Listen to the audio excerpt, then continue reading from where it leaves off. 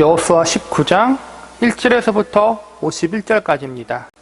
남은 6지파의 기업 분배. 여호수아 19장은 아직까지 기업을 분배받지 못한 지파들, 남은 6지파가 어떻게 기업과 땅을 분배받게 되었는지를 소개해주고 있습니다. 르우벤과 갓지파는 오래전 이미 요단 동쪽 땅의 기업을 분배받았습니다. 그리고 여호수아 15장에서는 유다지파가, 16장과 17장에서는 에브라임과 므낫세 지파가 기업을 분배받았고 18장에서는 베냐민 지파가 기업을 얻게 되었습니다. 이제 남은 지파는 모두 6지파입니다.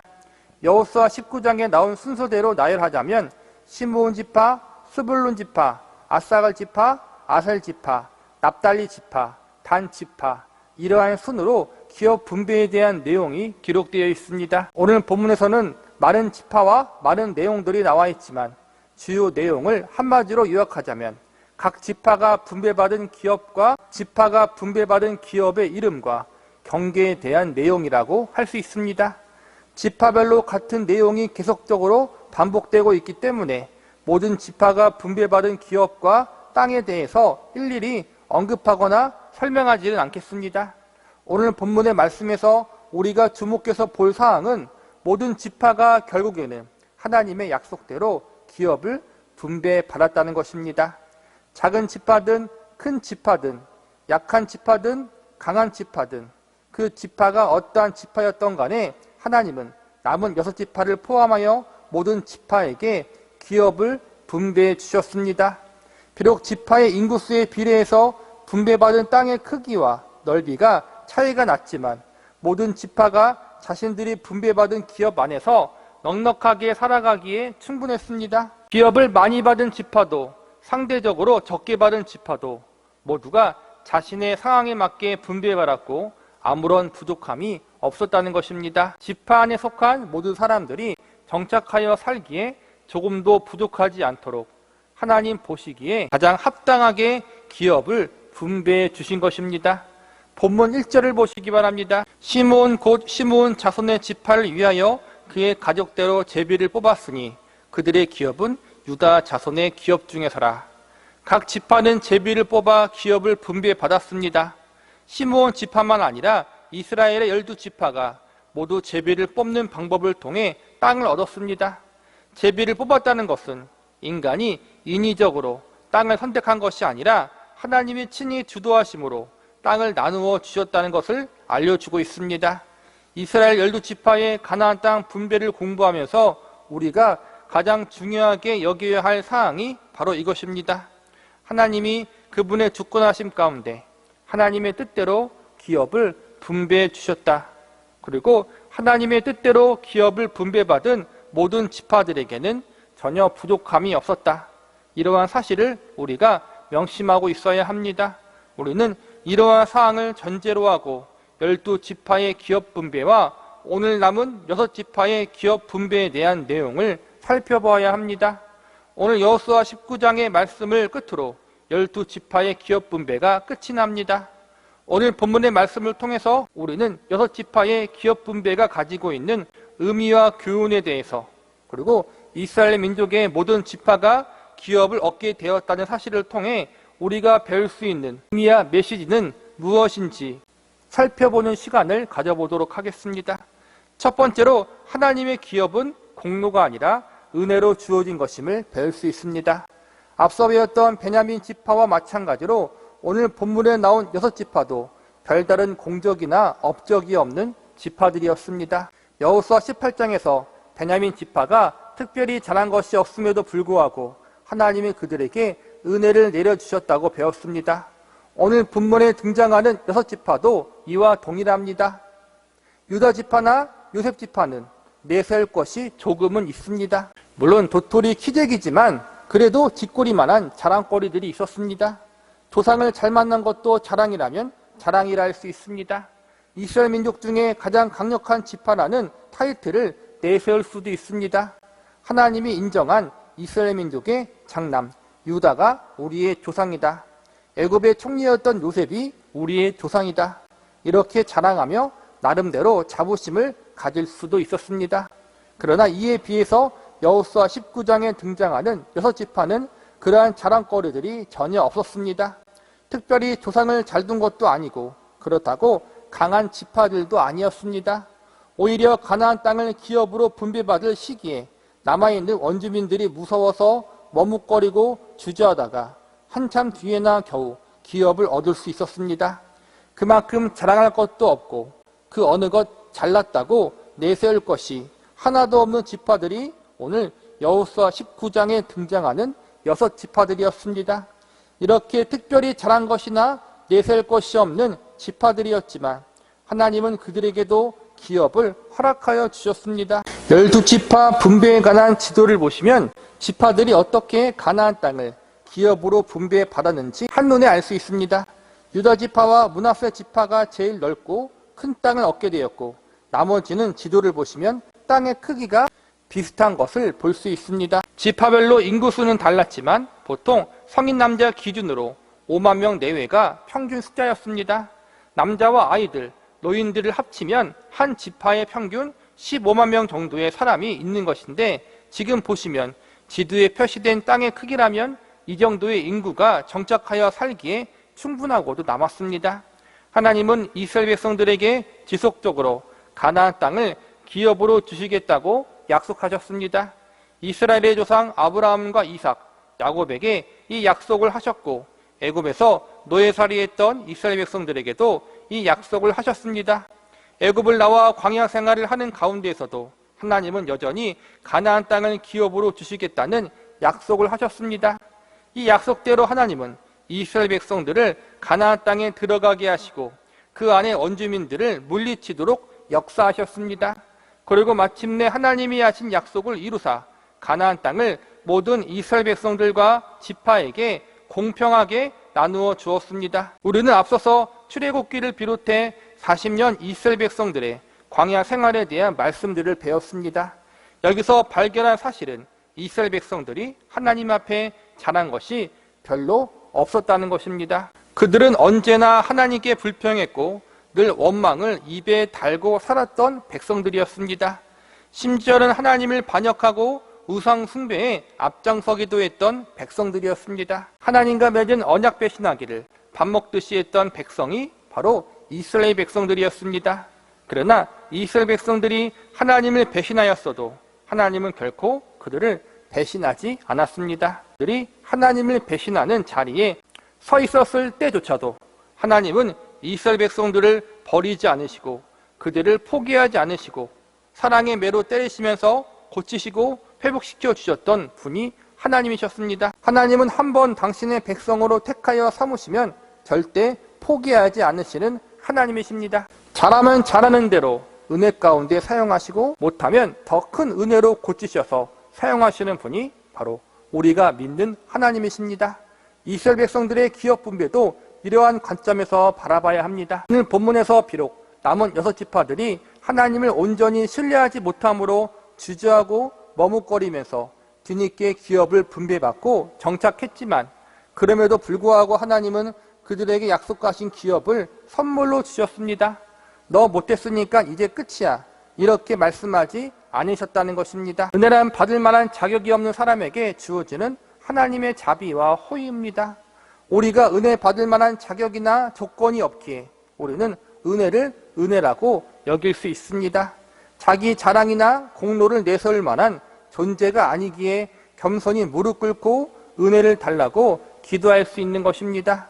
우리에게 이러한 한량없는 은혜를 주신 하나님께 감사와 찬양을 올려드릴 수 있는 저와 여러분이 되시기를 바랍니다. 두 번째로 하나님의 은혜는 부족하고 연약한 자들에게도 유효하다는 사실을 배울 수 있습니다. 우리는 하나님 앞에 잘해야 합니다. 말씀에 순종해야 합니다. 하나님의 뜻대로 살아야 합니다.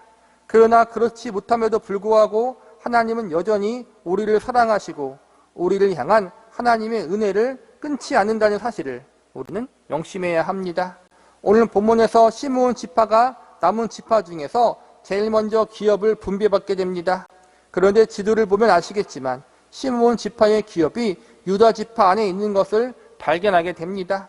본문 9절을 보시기 바랍니다. 시므온 자손의 이 기업은 유다 자손의 기업 중에서 취하였으니 이런 유다 자손의 분깃이 자기들에게 너무 많으므로 시므온 자손이 자기의 기업을 그들의 기업 중에서 받음이었더라. 이 말씀은 유다 지파의 기업이 많아서 유다 지파의 땅을 시므온 지파에게 나누어 주었다는 것입니다. 시므온 지파는 역사적으로 조금 문제가 많은 지파입니다. 시므온은 원래 야곱의 둘째 아들입니다.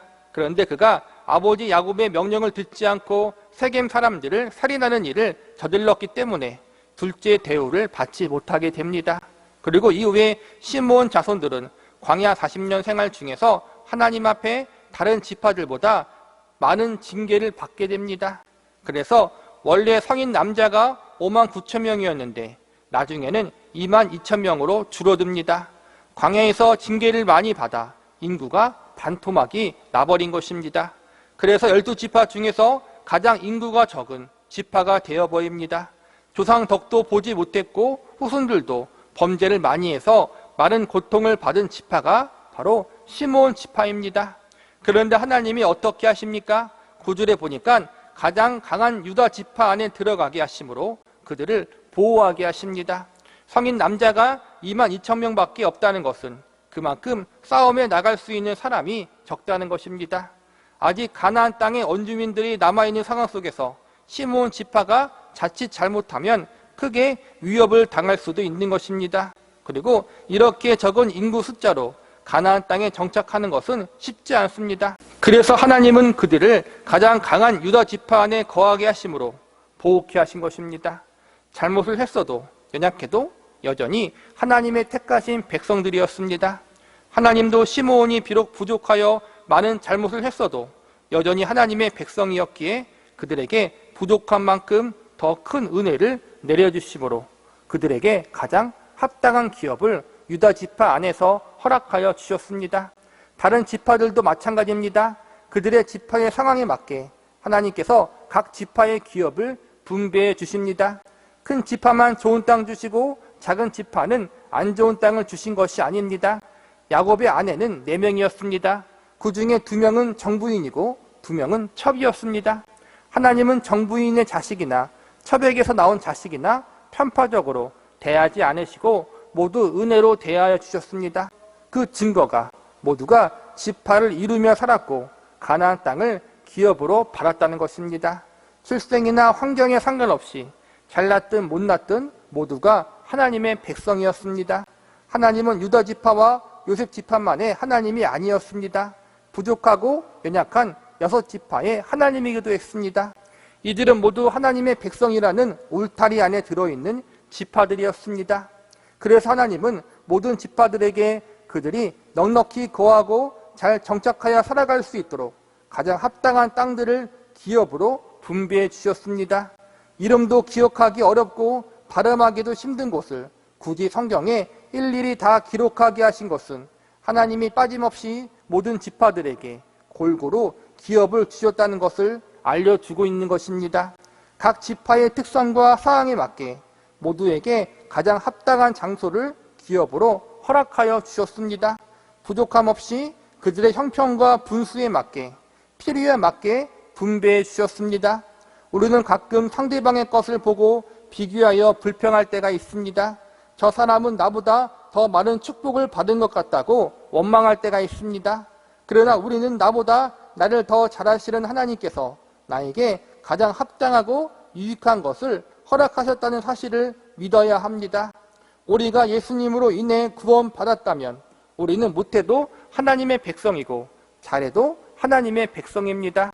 부족하고 연약해도 하나님의 자녀이고 넘어지고 쓰러져도 여전히 하나님의 유업과 기업을 이을 하나님의 아들과 딸들입니다.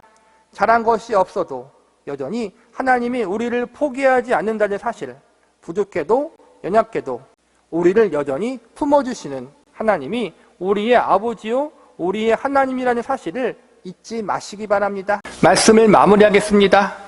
본문의 마지막 절인 51절을 보시기 바랍니다. 제사장 엘르아살과 눈의 아들 여호수아와 이스라엘 자손의 지파의 족장들이 실로에 있는 회막문 여호와 앞에 제비를 뽑아 나눈 기업이 이러하니라. 이에 땅 나누는 일을 마쳤더라. 오늘 말씀을 끝으로 이스라엘 12지파의 가나안 땅 분배가 끝났습니다. 기업의 땅 분배를 보면 현실적으로 지파별로 분배받은 기업과 땅이 차이가 있었다는 것은 사실입니다. 어떤 지파는 조금 더 좋은 지역, 조금 더 넓은 땅을 기업으로 분배받은 것은 사실입니다. 그러나 이것은 주어진 환경이 다르고 맡겨진 사명이 다르기에 발생하는 차이일 뿐입니다. 하나님은 모두가 충분히 먹고 살아가는데 문제가 없도록 넉넉하게 기업을 분배해 주셨습니다. 물론 어떤 이는 더 많이 가진 것 같고 어떤 사람은 조금 가진 것처럼 보일 때가 있습니다. 하지만 모든 것이 전능하신 하나님의 가장 선하신 뜻과 계획 가운데 주어진 것입니다. 각 지파별로 그곳이 가장 합당하다고 여겨졌기에 제비 뽑기를 통해서 그 지역, 그 땅을 기업으로 주신 것입니다. 다른 지파는 이렇게 많은 땅, 좋은 땅을 주었는데 우리 지파는 왜 이렇게 좁은 땅, 안 좋은 지역을 주셨습니까? 이렇게 비교하고 불평해서는 안 된다는 것입니다. 전능하신 하나님께서 각 지파에게 가장 합당한 곳을 주셨습니다.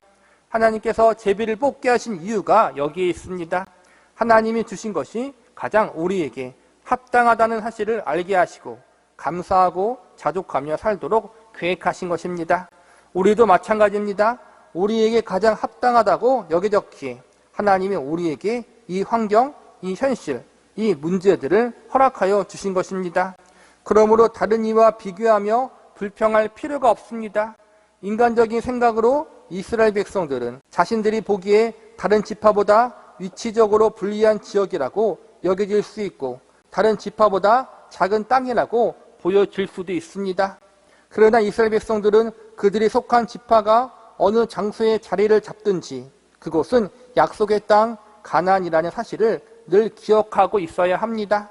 그들의 불평과 불만은 언제나 상대적인 것입니다.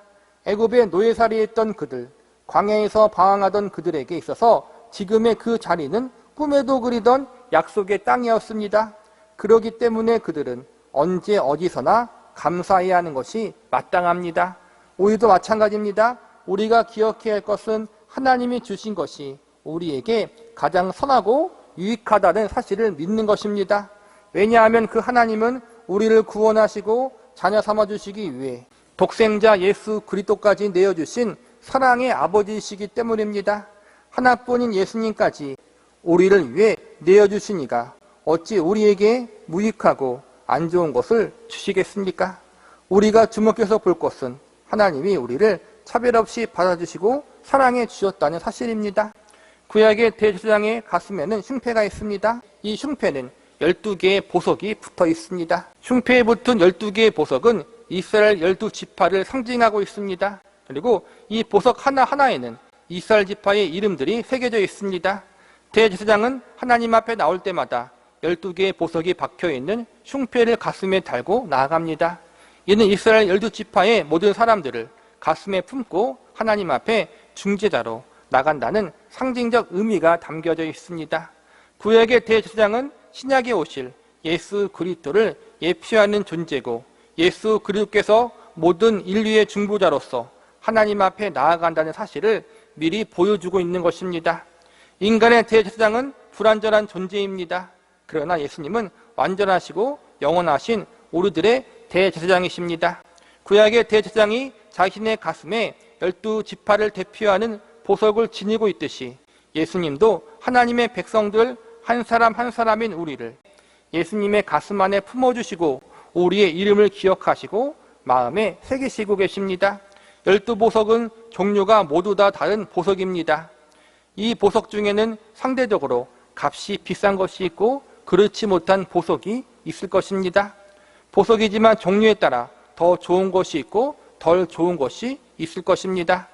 마찬가지로 우리 인생도 어떤 사람은 상대적으로 다른 사람보다 더 잘나고 성공한 인생을 살기도 하고 어떤 이는 잘나가는 인생을 살지 못하기도 합니다. 잘난 사람도 있고 못난 사람도 있을 것입니다. 하나님의 백성들도 마찬가지입니다. 유다 지파와 요셉 지파가 다른 지파들보다 상대적으로 잘난 것은 사실입니다. 우리가 볼 때도 같은 그리스도인이 있지만 우리보다 더 성공하고 우리보다 능력이 뛰어난 사람들이 분명히 있습니다.